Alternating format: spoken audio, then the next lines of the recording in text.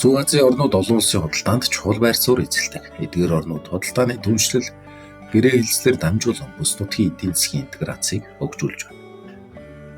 Тухайлбал Зүүн Азийн орнуудын хоорондын худалдаа RCEP (Regional Comprehensive Economic Partnership) зэрэг гэрээгээр зохицуулагдав.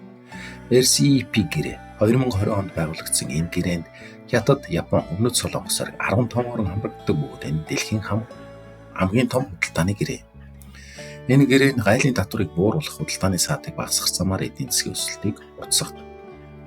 Өмнөд Солонгосын экспорт 2022 онд Өмнөд Солонгос дэлхийн нийт экспортын 3.3%-ийг эзэлж, электроник автомашины эд анги зэрэг бүтээгдэхүүнийг экспортлж байна. RCEP гэрээ дэлхийн нийт дотоодын бүтээгдэхүүний 30%-ийг хамардаг. Япон улсын экспортын 22%, Америкийн нэгдсэн улстай 19%, Хятад улстай хамааралтай байна.